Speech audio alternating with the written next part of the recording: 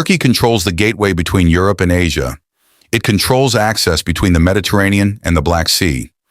It borders Russia's sphere of influence. It borders Iran. It borders Iraq. It borders Syria. It hosts NATO air bases. It buys Russian weapons. It negotiates with Ukraine. It negotiates with Moscow. It blocked NATO expansion, then approved it. One country, two continents, NATO's second largest military. And on July 7, 2026, the leaders of all 32 NATO member states arrived in Ankara, hosted by the man at the center of all of these contradictions, President Recep Tayyip Erdoğan. This documentary explains why Turkey matters more than any other NATO ally, and why that matters to you, regardless of where you live. Begin with geography, because in Turkey's case, geography is not background context. It is the entire story. The Bosporus Strait is a waterway 31 kilometers long and no more than 3.7 kilometers wide at its narrowest point. It separates European Istanbul from Asian Istanbul. It connects the Black Sea to the Sea of Marmara and through the Dardanelles to the Aegean and then the Mediterranean. No ship passes between the Black Sea and the open ocean without transiting Turkish-controlled waters. That geographic fact has shaped the foreign policy of every great power for 5 centuries. The Ottoman Empire built its power on controlling these straits. The Russian Empire fought multiple wars trying to gain reliable access to warm water ports through them. During the Cold War, the Soviet Union's Black Sea Fleet, its primary southern naval force, was effectively bottled up in the Black Sea unless Turkey permitted transit. And when Russia invaded Ukraine in February 2022, Turkey, under the 1936 Montreux Convention, closed the Bosporus and Dardanelles to warships of belligerent nations. Russia's Black Sea Fleet was trapped. That single decision, enabled by a 90-year-old treaty in Turkey's geographic position, altered the naval balance of the entire war. Turkey does not only control the straits, it is the physical bridge between Europe and Asia Minor. It borders 8 countries. To the northwest, Bulgaria and Greece, NATO members. To the northeast, Georgia, a NATO aspirant, and Armenia. To the east, Iran. To the south, Iraq and Syria. To the southwest, the eastern Mediterranean, where Turkey's interests intersect with those of Cyprus, Israel, Lebanon, Libya, and Egypt. There is no geographic position in the NATO alliance more exposed or more strategically consequential than Turkey's. It is simultaneously on the eastern flank of Europe, the northern border of the Middle East, and the southern approach to the Caucasus.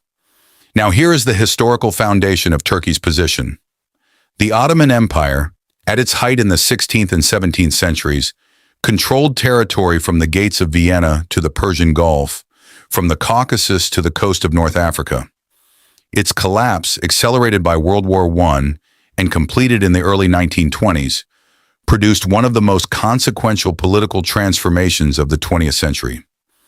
Mustafa Kemal Ataturk, the founder of the modern Turkish Republic, replaced the Ottoman Sultanate with a secular, Western-oriented nation-state. He abolished the caliphate. He replaced Arabic script with the Latin alphabet. He separated religion from the state. He reoriented Turkey toward Europe, toward what he believed was the model for a modern, successful country. That Kemalist secular legacy shaped Turkish politics for decades, and its erosion under Erdoğan is the central domestic story of modern Turkey. Turkey joined NATO in 1952, one of the alliance's earliest expansions. The strategic logic was cold and precise. Turkey bordered the Soviet Union. It controlled the straits that constrained Soviet naval access to the Mediterranean. It was geographically positioned to host radar systems and air bases that extended NATO's defensive depth into the southern flank. Incirlik Air Base in southern Turkey became one of the most significant U.S. military facilities in the world, hosting U.S. nuclear weapons, providing a launch platform for operations across the Middle East, and functioning as a logistics hub for every major U.S. military operation in the region. The calculation was simple. No Turkey in NATO meant the Soviet Union's southern flank was exposed only to the sea and to unreliable neutrals. Turkey and NATO was a wall. Now here is Erdogan's Turkey, which requires analysis that separates what is confirmed from what is disputed. Recep Tayyip Erdoğan came to power in 2002. His early years were, by the assessment of most independent analysts, a period of genuine reform. He delivered macroeconomic stabilization after Turkey's 2001 financial crisis. He advanced Turkey's EU membership candidacy, introducing democratic reforms that briefly made Turkey a genuine candidate for accession. He reduced the role of the military in civilian politics, a genuine democratizing reform in a country where the military had staged 4 coups since 1960. The trajectory began to change after approximately 2013. The Gezi Park protests of 2013, a large urban secular protest movement, were suppressed by force. The 2016 coup attempt, which Erdoğan survived, was followed by a purge of state institutions that removed or imprisoned tens of thousands of military officers, judges, teachers, academics, and journalists. The 2017 constitutional referendum, narrowly approved, converted Turkey from a parliamentary to a presidential system, concentrating executive power in Erdoğan's office. As of July 2026, the picture is this. Istanbul Mayor Ekrem İmamoğlu, the man most polls identified as the strongest potential opposition presidential candidate, has been imprisoned since March 19, 2025. An Ankara court annulled the main opposition, CHP party's 2023 convention on May 21, 2026, removing the elected party leadership and reinstating a figure Erdoğan has historically considered a weaker opponent. Turkey's prisons hold more than 420,000 inmates, according to Turkish Justice Ministry figures, exceeding official capacity of 304,000.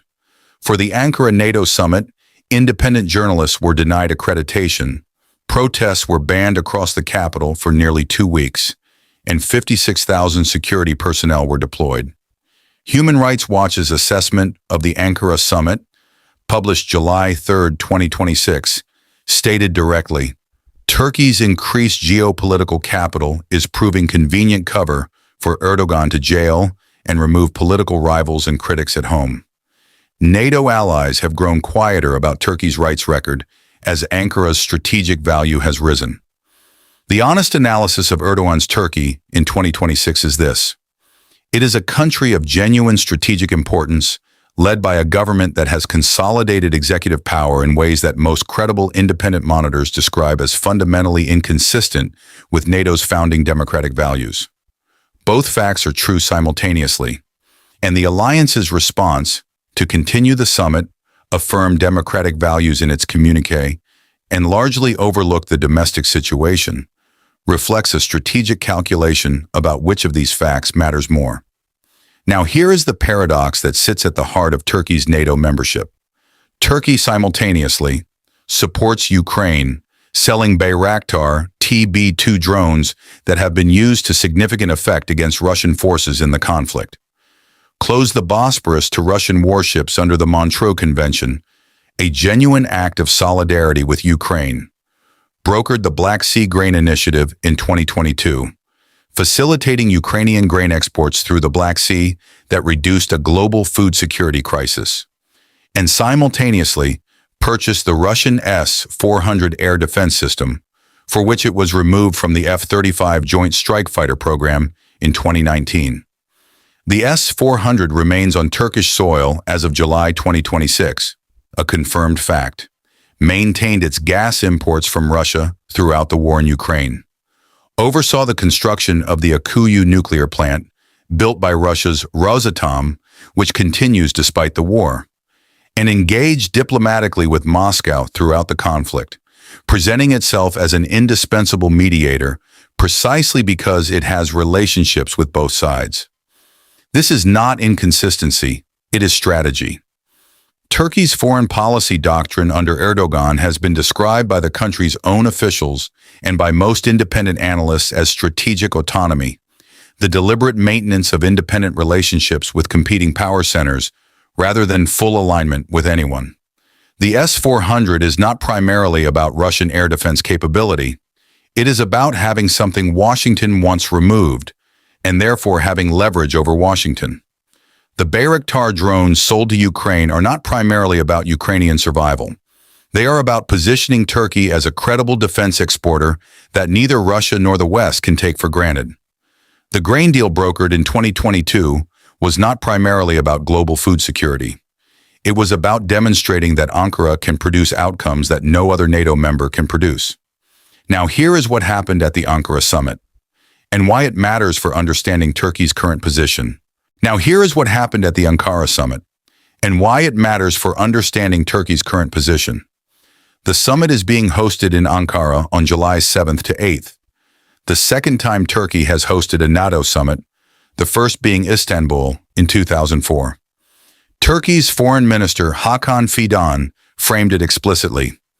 The fact that the NATO summit is being held in Turkey once again demonstrates Turkey's strategic importance. President Trump said publicly he is attending specifically because of Erdoğan. Trump approved a $700 million GEF-110 engine sale to Turkey over congressional objections, 13 days before the summit. The F-110 engine is, according to the Foundation for Defense of Democracy's analysis, the single most important enabler of Turkey's indigenous TF-Kayan fighter program. The congressional objection was that providing that engine advances Turkey's goal of a military instrument independent of Western leverage, at the same time as the S-400 remains on Turkish soil, and Turkey remains expelled from the F-35 program on the basis of that S-400. Trump described Erdoğan as a great leader, a very strong person. Everything I've ever asked from him, he's done. That exchange, engine for cooperation, summit hosting for legitimacy, democratic values stated in the communique, and quietly deprioritized in practice, captures the structural reality of Turkey's position in NATO in 2026. Indispensable, difficult, both simultaneously. Now here is Turkey's defense industry, which has undergone a transformation that most Western observers have underestimated. Turkey was not a significant arms exporter a decade ago. It is now. The Bayraktar TB2 drone, developed by Baykar, the company controlled by Erdoğan's son-in-law Selçuk Bayraktar, achieved global recognition through its performance in the Nagorno-Karabakh conflict in 2020 and in Ukraine from 2022. The TB2's success was not primarily about the drone itself. It was about what the drone demonstrated, that Turkey could develop, export, and sustain operational military systems independently of the traditional Western defense industrial base. The Kızılelma, Baykar's more advanced combat drone, is in development. The TF-Kan, Turkey's indigenous fifth-generation fighter aircraft, conducted its maiden flight in 2023. The Altay tank, Turkey's indigenous main battle tank, is entering production. The goal is explicit: strategic autonomy from Western suppliers, including the United States. The F-110 engine deal that Trump approved over congressional objections accelerates that goal.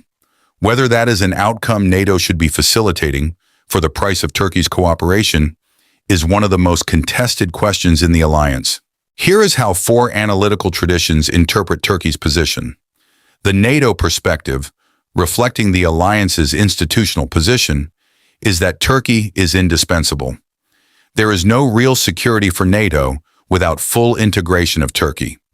Turkey fields NATO's second-largest military. It controls the straits.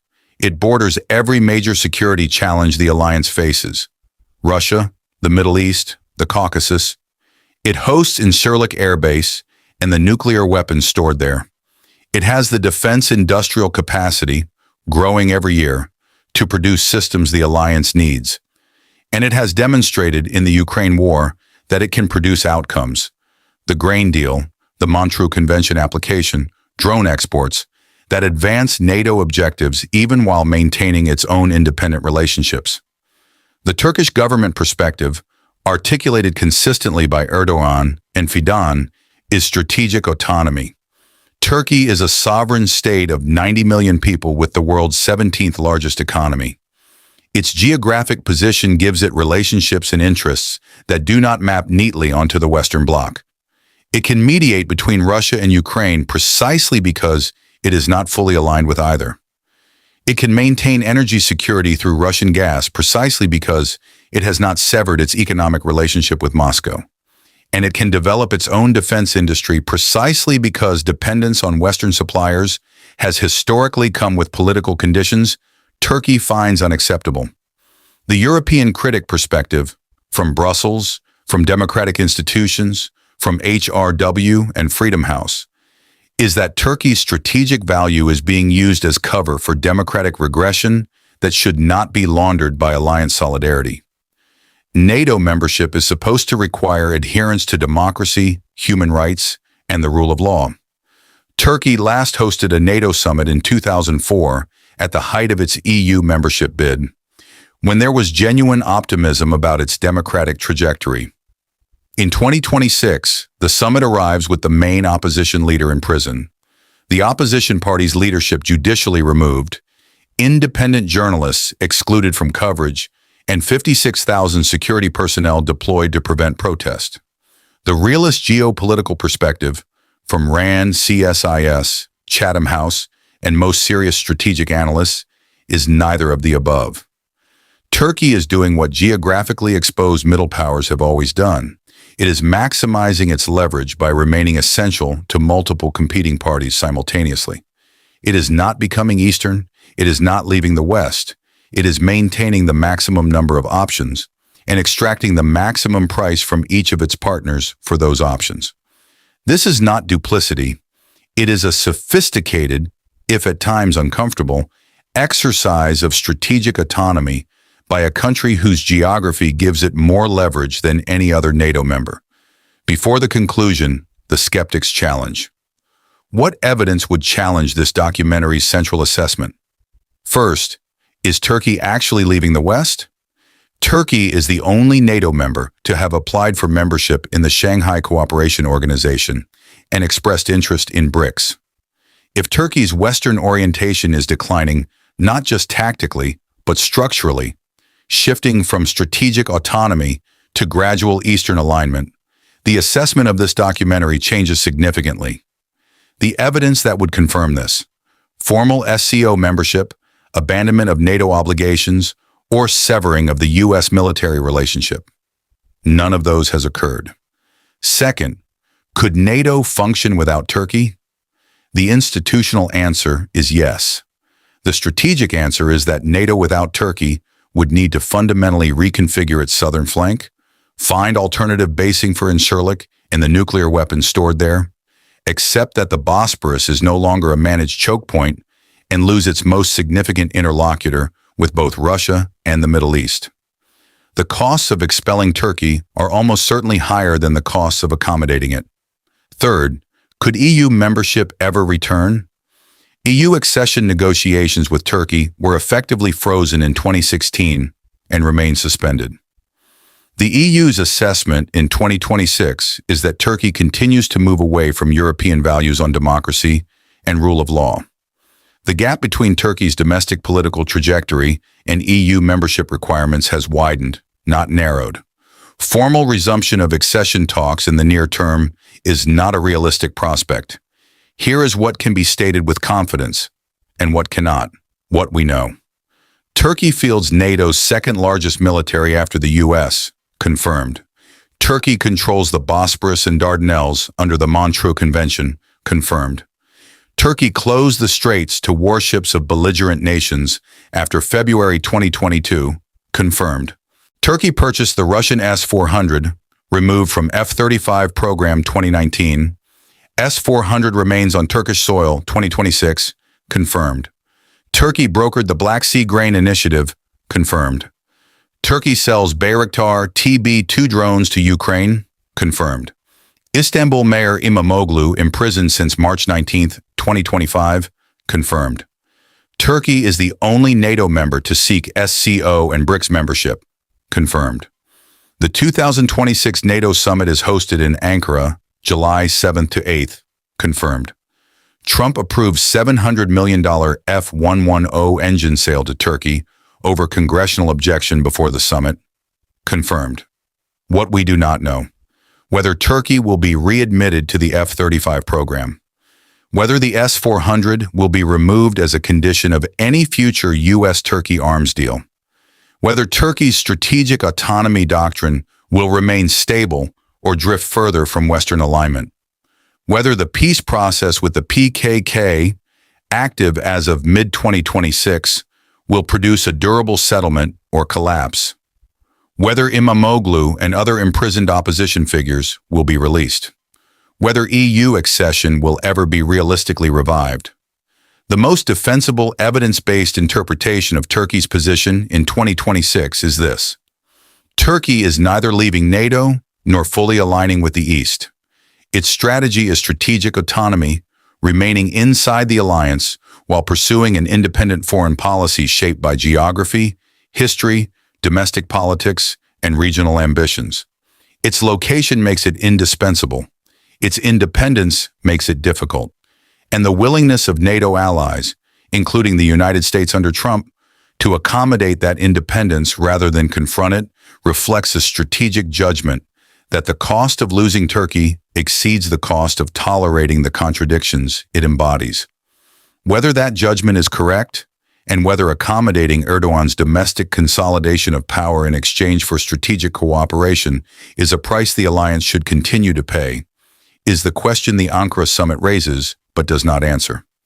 It is a question every democratic member of the alliance must answer for itself. I am the Anglosphere Report. The stories your local media won't connect. Tell me in the comments, is Turkey NATO's greatest strategic asset or its greatest strategic challenge? And can it be both at the same time? See you next time.